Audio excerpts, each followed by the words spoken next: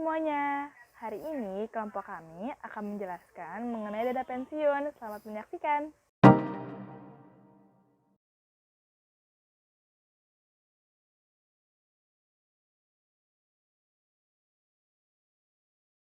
Yang pertama adalah pengertian dana pensiun. Dana pensiun adalah hak pekerja berupa penghasilan yang diperoleh setelah bekerja sekian tahun dan memasuki masa pensiun.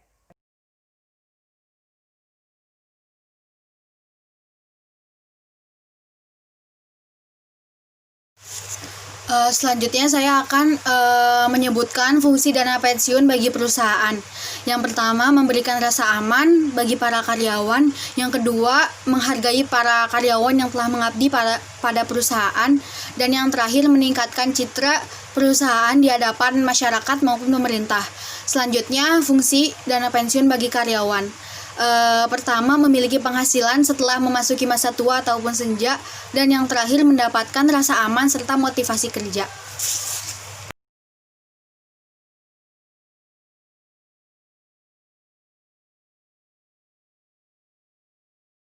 Selanjutnya adalah jenis dana pensiun. Yang pertama adalah dana pensiun pemberi kerja. Adalah dana pensiun yang dibentuk oleh orang atau badan yang mempekerjakan karyawan untuk menyelenggarakan program pensiun. Yang kedua adalah dana pensiun lembaga keuangan. Adalah sebuah dana pensiun pemberi kerja yang menyelenggarakan iuran pasti. Yang ketiga, dana pensiun lembaga asuransi kesehatan. Adalah sebuah dana pensiun yang dibentuk oleh bank atau perusahaan asuransi jiwa untuk menyelenggarakan program pensiun iuran pasti.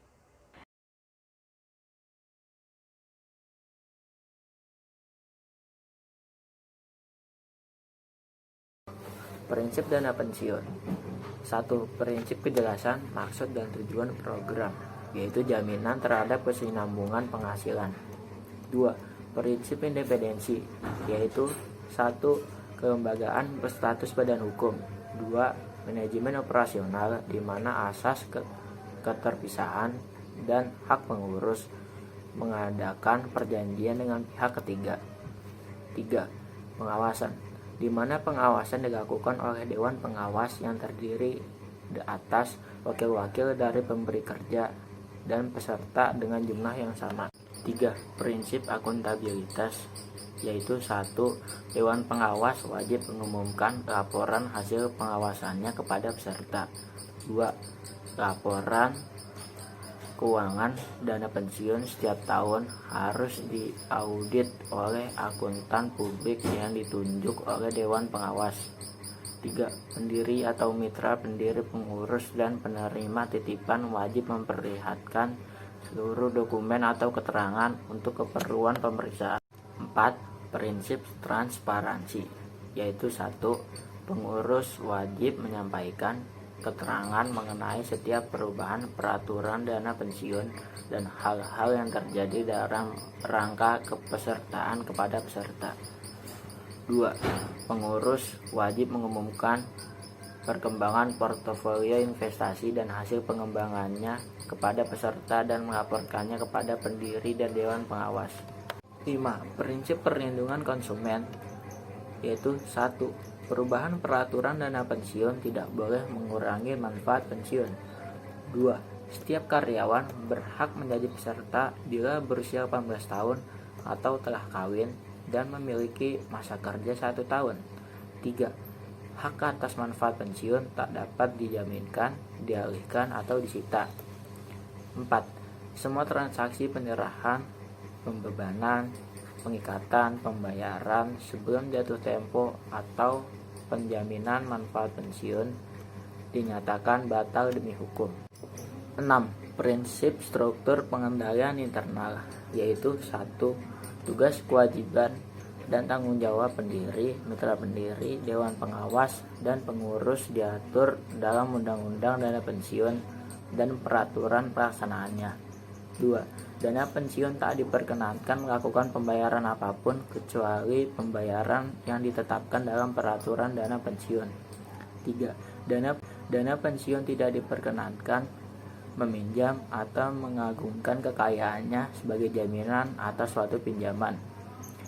4. Tidak satu bagian pun dari kekayaan dana pensiun dapat dipinjamkan atau diinvestasikan pada pihak-pihak terafiliasi.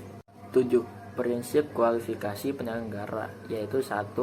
Kualifikasi pengurus dan Dewan Pengawas adalah warga negara Indonesia, berakhlak dan moral yang baik, belum pernah dihukum pidana ekonomi, dan berpengetahuan atau berpengalaman di bidang dana pensiun. 2. Pengurus tidak boleh menangkap jabatan pengurus dana pensiun lain atau direksi atau jabatan eksekutif lainnya.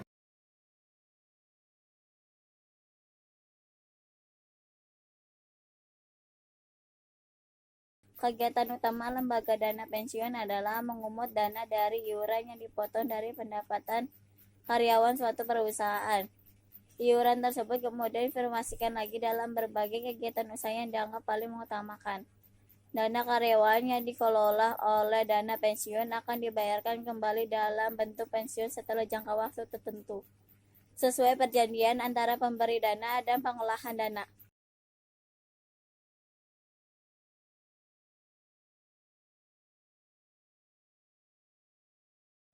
Selanjutnya, produk-produk dana pensiun.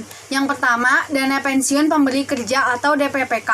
Dibentuk oleh perusahaan atau lembaga tempat pensiunan bekerja, PT Telekomunikasi Indonesia dan PT Astra International Tbk.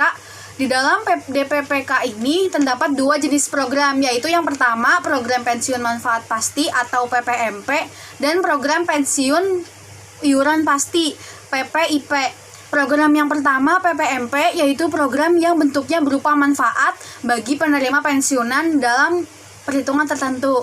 Kemudian program yang kedua atau PPIP ini bentuknya berupa iuran dengan sejumlah dana kepada pengelola perusahaan tempat bekerja. Biasanya dana iuran tersebut akan diinvestasikan ke dalam produk investasi, di mana resiko investasi tersebut akan menjadi tanggung jawab peserta. Nah, itu tadi pengertian, fungsi, jenis, prinsip, kegiatan usaha, dan produk dana usaha. Terima kasih.